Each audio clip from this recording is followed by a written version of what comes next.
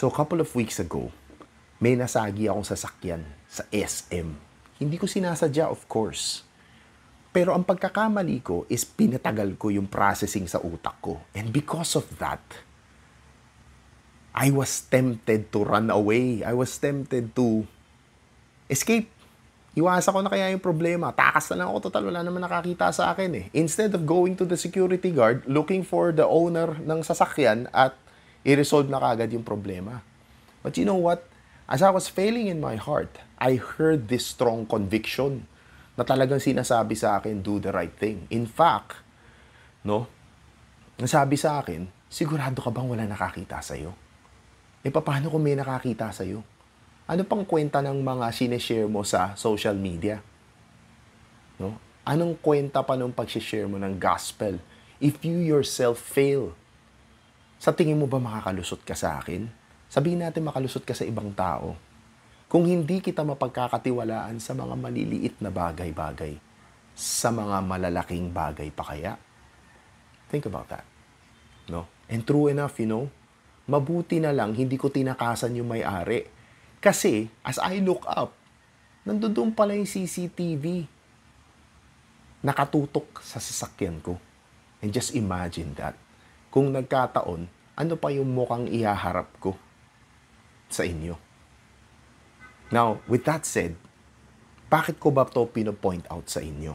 Bakit ko ito ginagamit as an example? Because I want to tell you na tayo ay mahina. And there is a reason kung bakit sinabi ni Lord na idasal natin yung lead us not into temptation.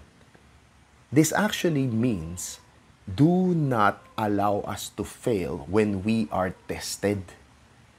Sa Tagalog, tulungan nyo kaming makaiwas sa tukso.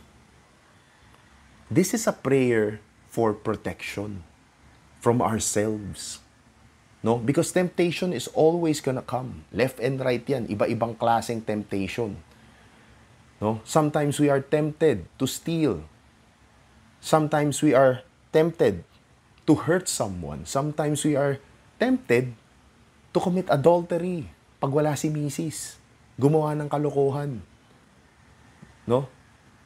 But we humbly approach God when we pray in order for Him to protect us from doing stupid things that are going to hurt ourselves and destroy our ambassadorship. No? So the reason why I'm saying this is because tayo hindi natin binibigyang pansin as we go through the prayers, binabaliwala natin. But this is actually a very important prayer. If you don't understand what it means, then you are just simply praying it vainly. Walang katuturan ang lumalabas dun sa prayer na yun. No?